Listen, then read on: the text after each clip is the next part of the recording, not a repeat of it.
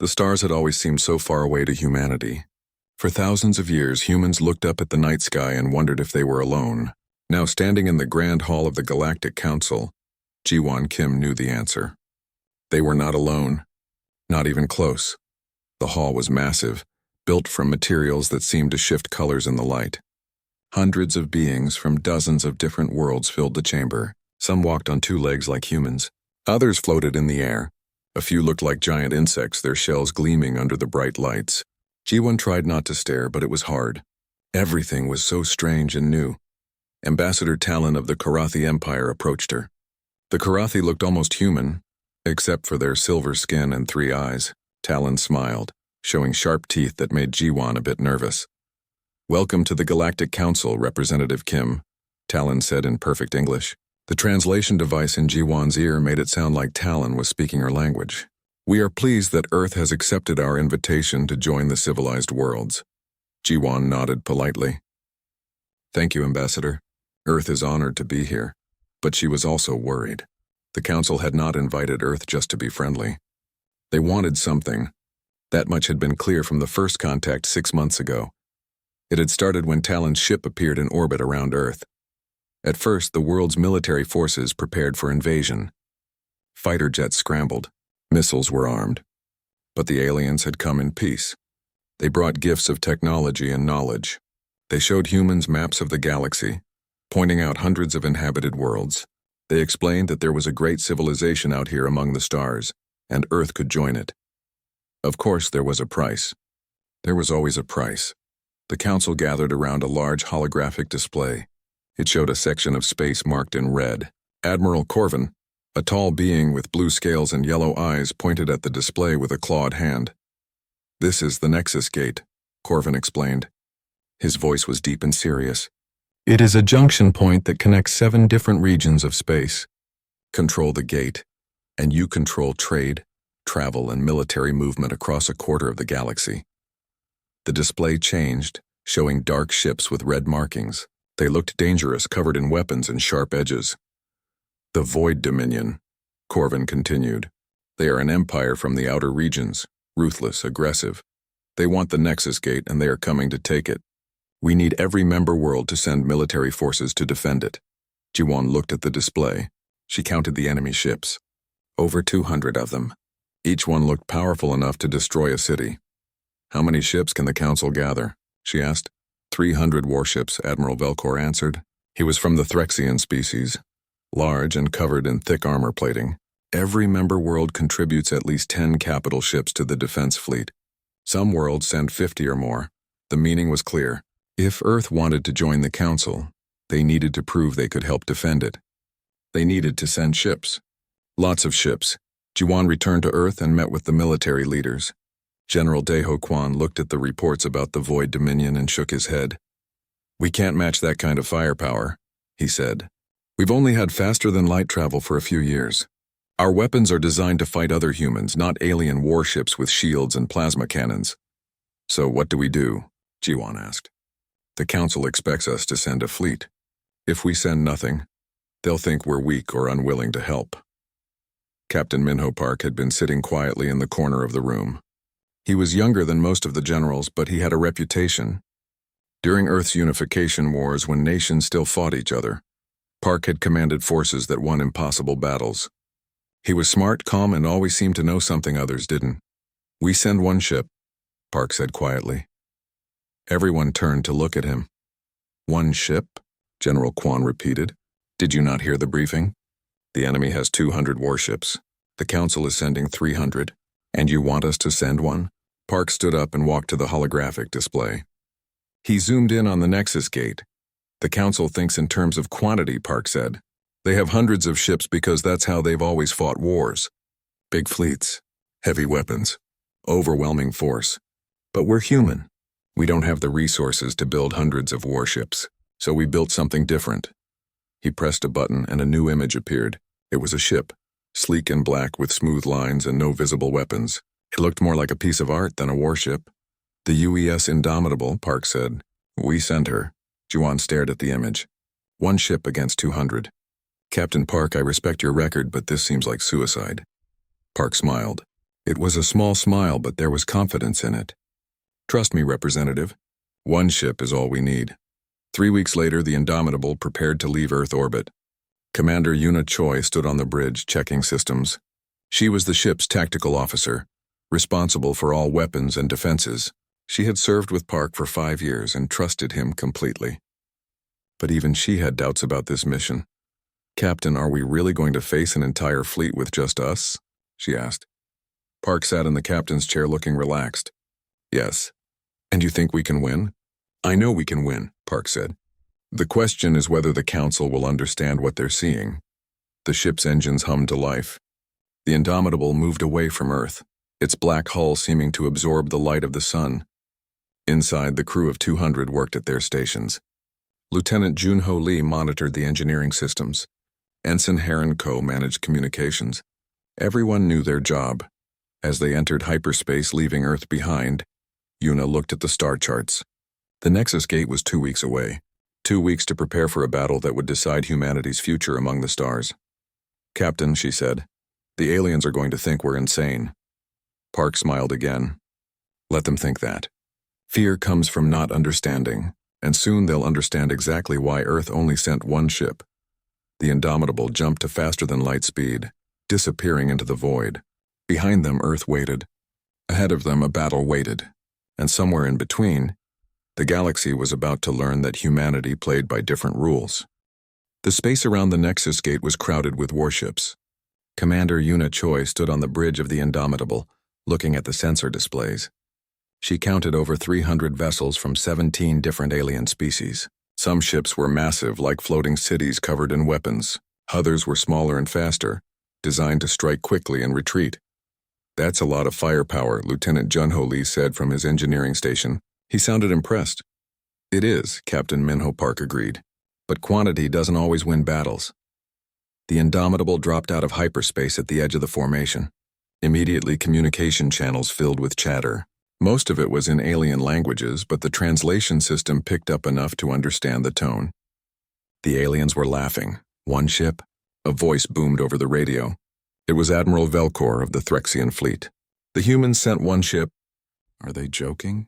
Another voice chimed in, this one high-pitched and buzzing. "Perhaps they don't understand the danger. Should we send them home before they get hurt?" Yuna's jaw tightened. She didn't like being mocked. "Should I respond, Captain?" Park shook his head. "Let them laugh. We'll respond when it matters." The Indomitable moved forward, gliding through the formation of alien warships. As they passed each vessel, the crew could see the aliens staring at them through viewports. Some pointed. Others seemed to be taking pictures. The human ship was clearly a curiosity, something strange and small compared to the massive dreadnoughts around them. A message came through on a private channel. It was Admiral Corvin, the commander of the defense fleet. "Captain Park, welcome to the Nexus Gate. I must admit, I expected more ships from Earth." Park's response was polite but firm. "One ship is what we brought, Admiral. Where would you like us positioned?" There was a pause. Corvin was probably trying to figure out what to do with them. Finally, he spoke again.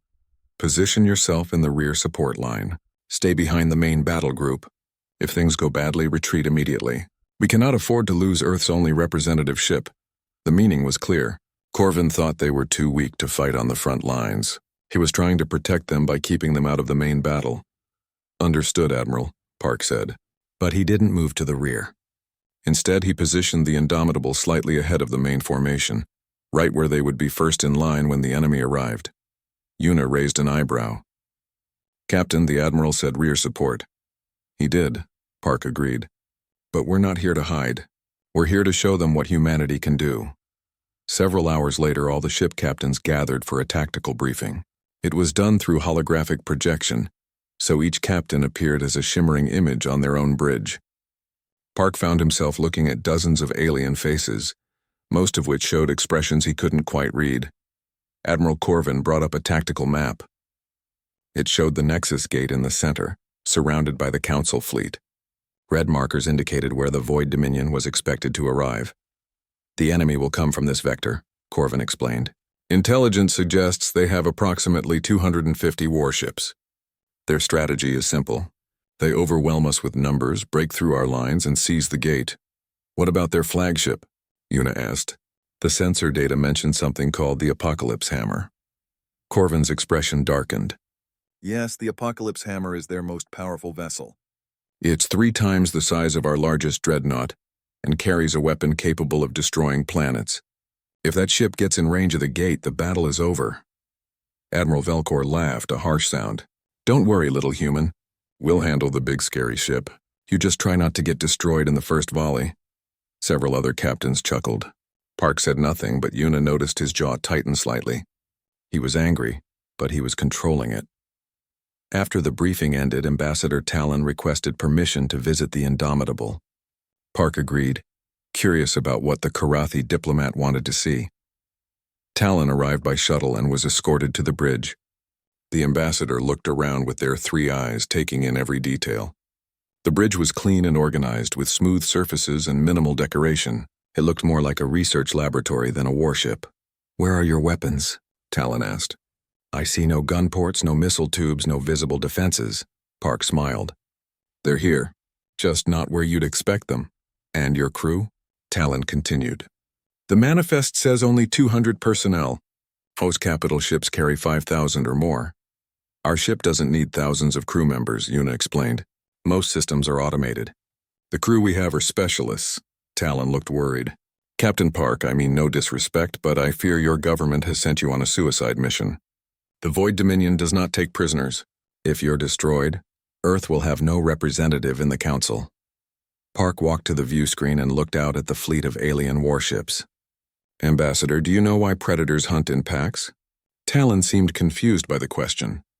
To bring down larger prey? Partly, Park said. But also because individually they're not strong enough. They need numbers to survive. But there are some predators that hunt alone. Tigers, bears, great white sharks. They don't need packs because they're already powerful enough on their own. You're saying the Indomitable is like a lone predator? Talon asked. Park turned and met the ambassador's gaze. All 3 of Talon's eyes focused on him. I'm saying that sometimes one is enough. Before Talon could respond, alarms blared throughout the ship. Ensign Heron-Co called out from the communications station. Captain, sensors are picking up incoming hyperspace signatures. Multiple contacts. It's the Void Dominion. Park moved to his chair and sat down calmly. How many? 270 ships, sir. They're arriving ahead of schedule. The view screen changed to show space in front of them. Reality seemed to tear open as ships emerged from hyperspace. They were dark vessels, colored in deep reds and blacks covered in spikes and weapons. They looked like they were designed to inspire fear, and it was working. At the center of the enemy formation was the Apocalypse Hammer. It was enormous, dwarfing even the largest Council dreadnoughts. Weapons covered every surface, and a massive cannon ran along its entire length. Ambassador Talon stared at the enemy fleet with obvious fear. By the ancestors, there are so many of them. The communication channels erupted with activity. Ships were calling out positions, coordinating defenses, preparing weapons. Admiral Corvin's voice cut through the chaos. All ships to battle stations. Prepare to engage the enemy. Hold the line at all costs. Park turned to Una. Status? All systems ready, Captain. Weapons charged. Shields online. Good. Park looked at the enemy fleet for a long moment, his expression calm and thoughtful. Then he spoke 3 words that made everyone on the bridge tense with anticipation. Activate Protocol Omega. Una's fingers moved across her console with practiced precision. Throughout the ship, systems that had been dormant came to life. The smooth black hull of the Indomitable began to shimmer with barely visible energy. Ambassador Talon felt the air change, felt something powerful awakening around them. The battle was about to begin, and the galaxy was about to learn that humanity had brought more than just courage to this fight. They had brought something the aliens had never seen before. The Void Dominion attacked first. Warlord Kraxus, commanding from the Apocalypse Hammer, gave the order with a savage grin. Thousands of missiles launched from the enemy fleet, streaking through space like angry red stars. Behind them came plasma torpedoes, each one carrying enough power to destroy a city. The Council fleet responded immediately. Shields activated, glowing in various colors depending on each species' technology. Point defense systems opened fire, trying to shoot down the incoming missiles. Explosions filled the space between the 2 fleets, creating a wall of fire and light. Several smaller Council ships were hit. Their shields collapsed under the heavy fire, and the missiles tore through their hulls. Commander Yuna Choi watched the tactical display as 3 friendly ships disappeared from the screen. "They're concentrating fire on the flanks," she reported, "trying to break through our defensive line." Captain Minho Park studied the enemy formation carefully.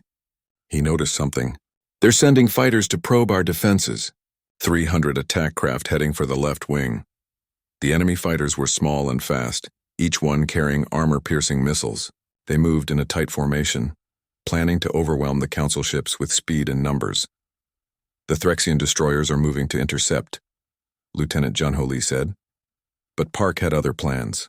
"Helm, move us forward. Put us between the fighters and the Council fleet." Ensign Heron Co. looked shocked. "Sir, that's 300 enemy fighters. They'll tear us apart." "Do it," Park said calmly. The Indomitable moved forward with smooth grace. It didn't thrust or burn fuel like normal ships. It simply glided through space as if the laws of physics didn't fully apply to it. The ship positioned itself directly in the path of the incoming fighter wave. Admiral Velcor's voice exploded over the communication channel. "What are those crazy humans doing? They're going to get themselves killed." Ambassador Talon, still on the Indomitable's bridge, gripped the railing tightly. 3 of their eyes were wide with fear. "Captain Park, this is suicide." Park didn't respond. He was focused on the tactical display, counting down the seconds. "Yuna, are weapons ready?" "Yes, sir." Her hands moved over her console. Targeting systems locked. All 300 fighters acquired. Fire. What happened next was impossible to explain with words. The hull of the Indomitable shimmered, and hundreds of tiny ports opened across its surface. What emerged wasn't like any weapon the aliens had seen before. There were no bright beams of light, no missiles or plasma bolts. Instead, pulses of compressed energy, almost invisible to the naked eye, reached out with perfect precision. In 3 seconds, it was over. All 300 enemy fighters simply stopped. Their engines died. Their weapons went offline. Their life support failed. The pilots inside died instantly, but the hulls remained intact. 300 dead fighters drifted through space like ghosts. Complete silence fell over the communication channels. Every captain in the Council fleet was staring at their sensors, trying to understand what just happened. Admiral Corvin was the first to speak. What weapon was that?" Park's response was brief. "A human weapon." "Now, if you'll excuse us, Admiral, we have more targets to engage." The Indomitable was already moving again, heading toward a group of enemy cruisers that were trying to flank the Council's left wing. The alien ship saw the human vessel approaching and opened fire with everything they had. Plasma cannons, railguns, missile pods, all of it converged on the small black ship. "Incoming fire," Junho reported.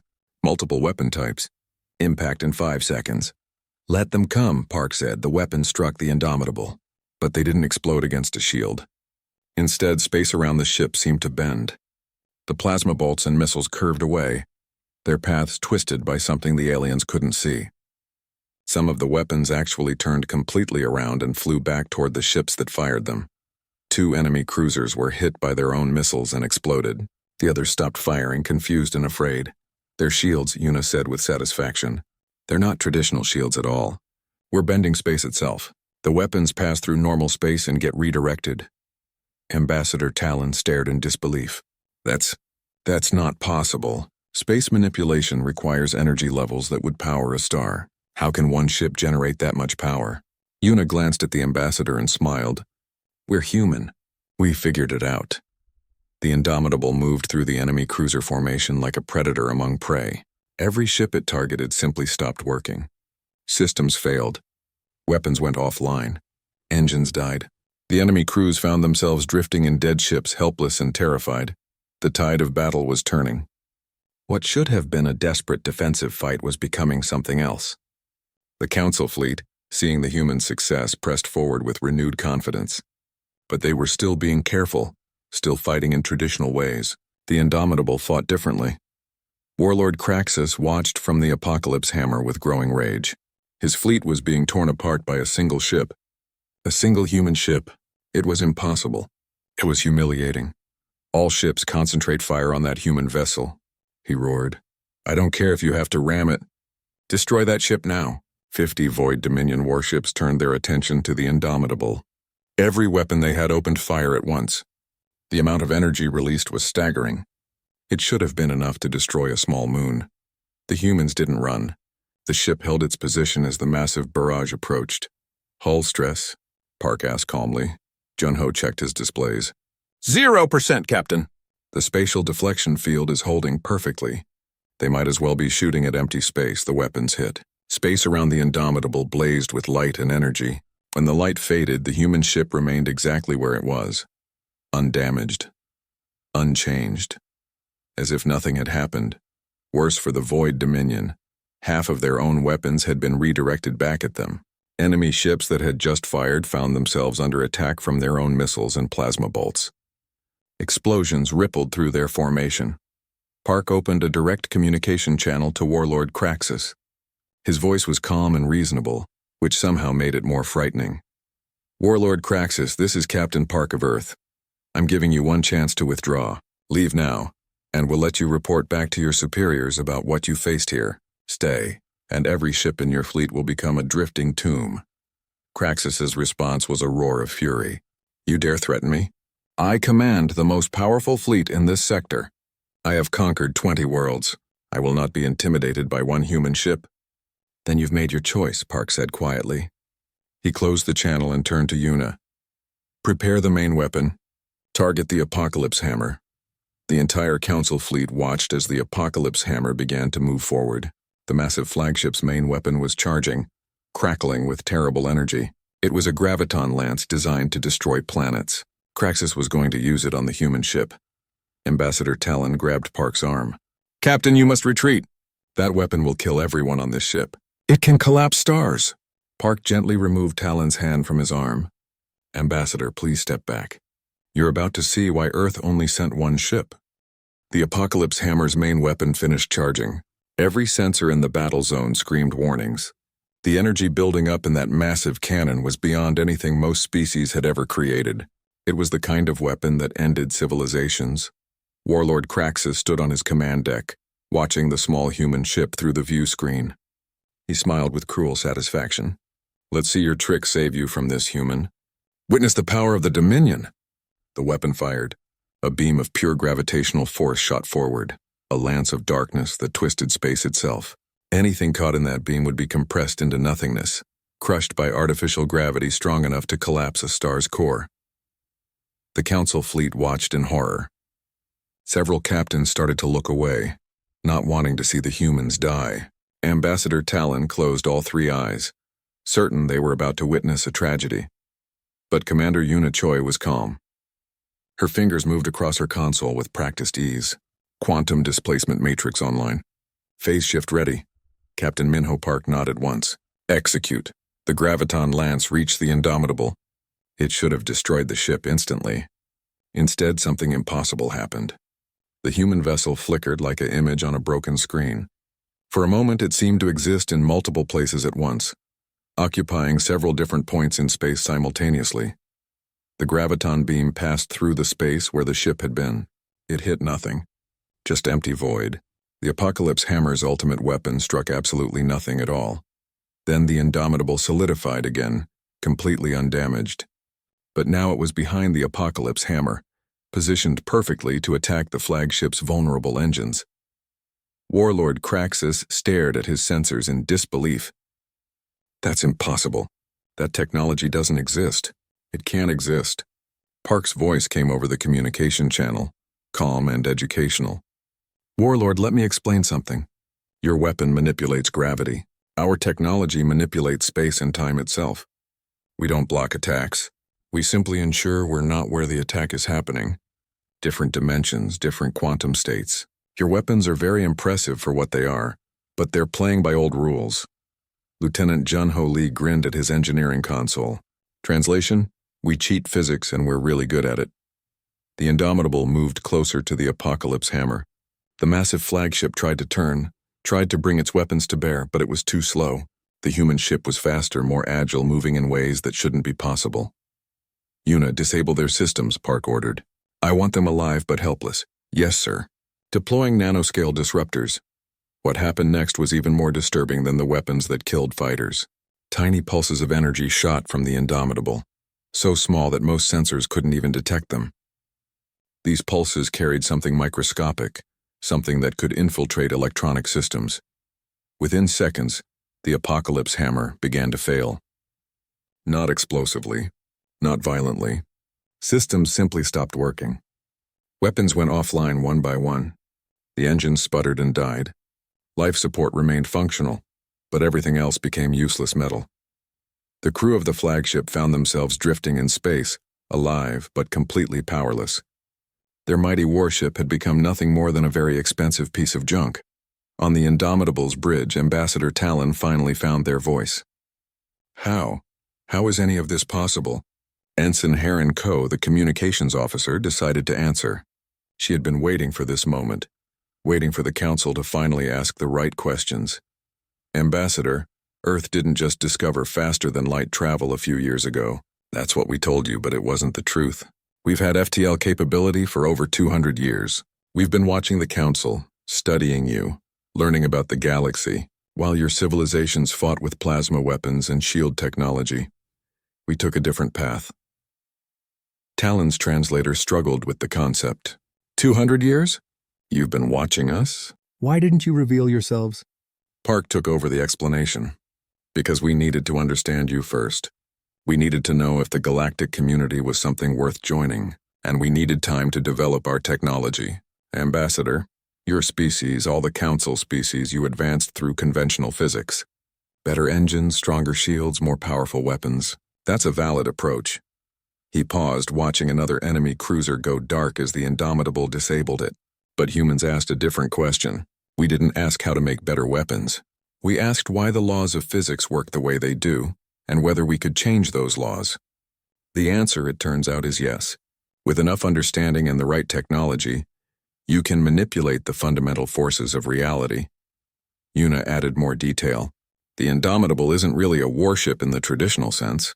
It's a mobile research laboratory that happens to be very, very good at making other ships stop working. We don't destroy things. We just rewrite the local rules of physics to make them not function. Talon sat down heavily in a chair, processing this information. So when you said you'd send one ship, you weren't being arrogant or foolish. You knew one ship would be enough. Yes, Park confirmed.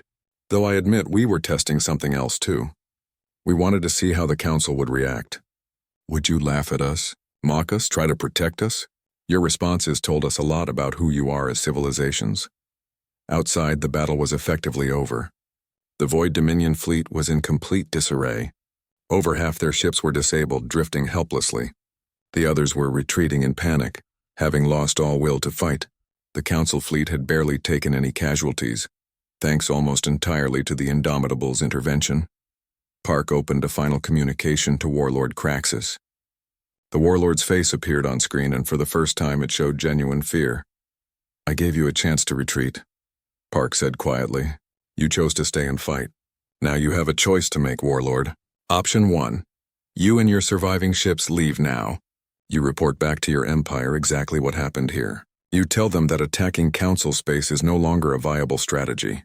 He paused, letting that sink in. Option 2. We disable every remaining ship in your fleet. We tow all of them back to your home worlds and leave them in orbit as monuments to this day. Your people will see your entire invasion force floating dead in space, and they'll understand what happens when you threaten the Council. Choose now. Craxus had built his entire reputation on being fearless and ruthless, but there was a difference between bravery and stupidity. He had just watched a single ship destroy his fleet without taking a scratch.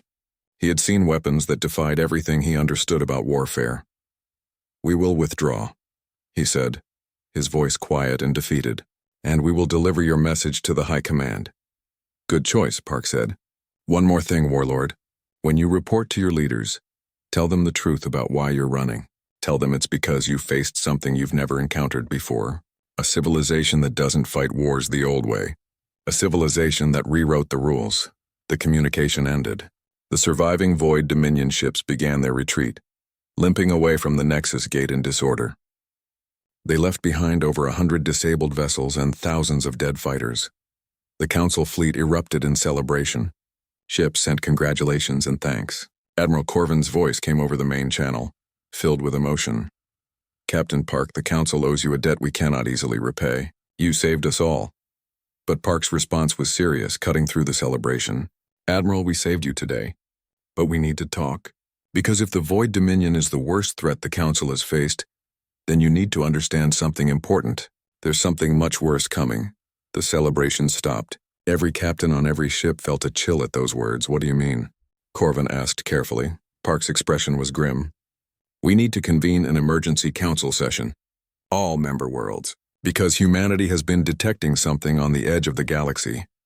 Something that makes the Void Dominion look like children playing with toys. And we estimate you have about 50 years before it arrives." Ambassador Talon stood up, all three eyes wide. "Captain, what are you talking about?" "We call them the precursors," Park said quietly. "And they're the real reason we wanted to join the Council. Because when they come, 1 ship won't be enough. 12 ships won't be enough. We're going to need everyone working together if we want to survive." 3 days after the battle, the Galactic Council held an emergency session. Every member world sent representatives. The Grand Hall was packed with beings from hundreds of species, all talking anxiously among themselves. The humans had requested this meeting, and after what they had demonstrated at the Nexus Gate, everyone wanted to hear what they had to say. Representative Ji-won Kim stood at the speaker's platform, looking out at the assembled delegates. She had prepared for this moment carefully. Everything humanity had been working toward for 2 centuries came down to this speech. "Members of the Council," she began, 3 days ago, Earth sent 1 ship to defend the Nexus Gate. Many of you laughed. Many of you thought we were foolish or unprepared. Some of you pitied us. But now you've seen what that 1 ship could do and you have questions. Today we will answer those questions." She activated a holographic display. It showed Earth's solar system, then zoomed out to show the galaxy, then zoomed out further to show regions beyond what the Council had explored. "For 200 years, humanity has been watching you. We've studied your civilizations, your technologies, your conflicts. We saw the Void Dominion's expansion. We saw the Council's struggles to maintain peace.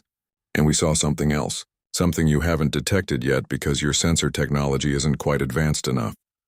The display changed, showing strange readings at the edge of the galaxy. Energy signatures that pulsed with unnatural patterns. Dimensional rifts that opened and closed. Probe activity that couldn't be explained by any known civilization. "We call them the precursors," Captain Minho Park said, stepping forward to join Ji-won. "We don't know what they look like. We don't know their language or their culture. But we know what they do. They harvest galaxies. They consume entire civilizations, taking resources, technology, and biological material. They've done it before in other galaxies, and now they're coming here." The hall erupted in chaos. Delegates shouted questions. Some accused the humans of lying. Others demanded proof. High Counselor Vren of the Jaxari Collective stood up, his voice cutting through the noise. "This is convenient timing," Vren said coldly. "You demonstrate superior military technology, frighten us all, and now you claim there's an even greater threat that only you can see? How do we know you're not making this up to control us?" Commander Yuna Choi stepped forward carrying a data storage device. "Because we're willing to share our sensor data with you. Everything we've collected over 2 centuries. You can verify it yourselves. More importantly, there's someone who can confirm what we're saying." The doors to the hall opened. Guards escorted in Warlord Craxus. The Void Dominion commander looked different now. He was a prisoner wearing restraints, but his expression was serious rather than defiant. "Craxus?" Admiral Corvin looked shocked. "What is he doing here?" Park gestured for Craxus to speak. The warlord looked at the assembled council delegates and took a deep breath. "The humans speak truth," Craxus said. "The Dominion High Command knows about the precursors. It's why we've been so aggressive in our expansion. We're not trying to conquer for glory or resources. We're trying to build enough military strength to survive what's coming. We've known for 30 years. Silence fell over the hall. This changed everything. If even the Void Dominion was afraid, then the threat was real. Ji-won spoke again, her voice calm but urgent. "We're not here to conquer you or control you. We're here to offer partnership. The precursors are coming, and we estimate you have 50 years, maybe less. That's not much time to prepare. But if we work together, if we share knowledge and resources, we might have a chance." "What exactly are you proposing?" Admiral Velcor asked. The Threxian commander no longer sounded mocking or dismissive. He sounded worried. Yuna activated another display showing a detailed proposal. A joint research initiative. Earth will share portions of our advanced technology, carefully selected and adapted so your scientists can understand and utilize them. In exchange, the Council provides resources, personnel, and collective knowledge. We're not offering to be your protectors. We're offering to be your partners in survival. The Indomitable is powerful, Park added, but we only have 12 ships like her. 12 ships cannot defend hundreds of inhabited worlds. We need you as much as you need us. Together, we might be able to develop defensive systems, evacuation protocols, and maybe even weapons that can make a difference. Ambassador Talon stood up. Over the past few days, the Karathi diplomat had undergone a transformation. Initially dismissive of humanity, Talon had seen what they could do and understood what they were offering. The humans saved us at the Nexus Gate, Talon said. They could have demanded anything. They could have used their power to force us into submission. Instead, they're asking for cooperation. I believe we should accept their offer. The debate lasted for hours. Some species were eager to work with humanity. Others remained suspicious. A few demanded more proof. But eventually a vote was called. The result was not unanimous, but it was clear. The Council voted to accept humanity's proposal. Earth would become a full member of the Galactic Council with special status. The Treaty of Nexus Gate was drafted and signed, establishing protocols for technology sharing, mutual defense, and collaborative research. Work began immediately. Construction started on joint research stations. Human scientists and engineers were assigned to work with their alien counterparts. Lieutenant Juno Lee found himself teaching a group of Zalari engineers about quantum field manipulation. The Zalari struggled with concepts that seemed to defy logic, but they were learning. Ensign Heron Ko became a cultural liaison, helping humans and aliens understand each other beyond just technology. She discovered that while species might look different and have different customs, they all shared common hopes and fears. Even Warlord Kraxus played an unexpected role.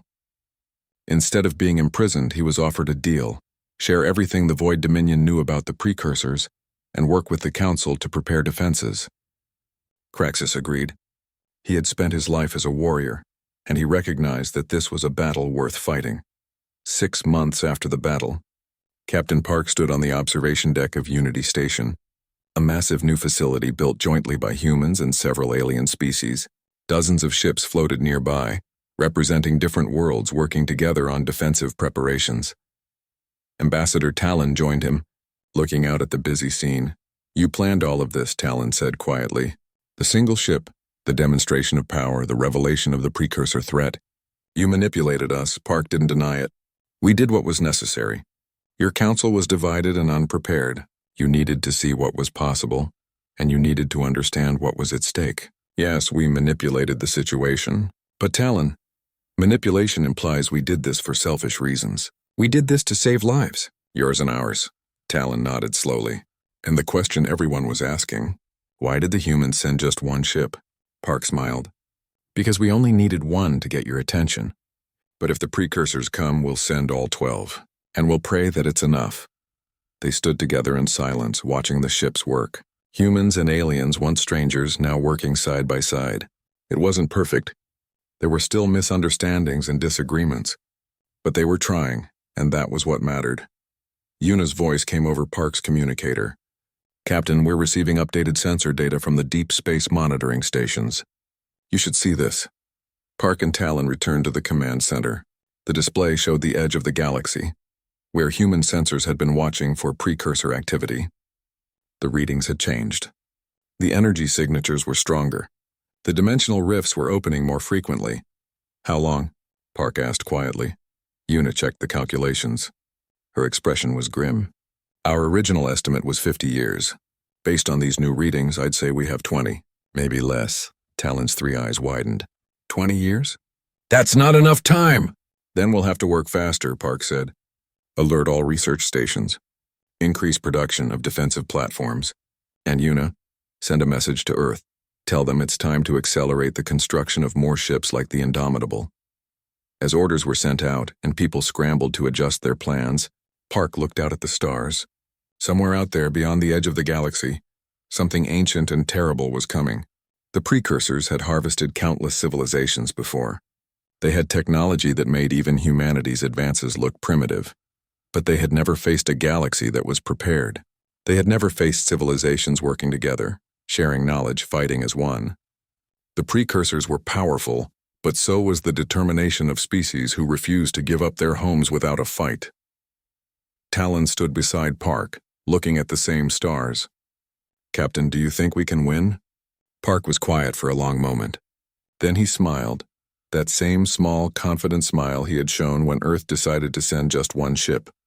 "Ambassador, humans have a saying.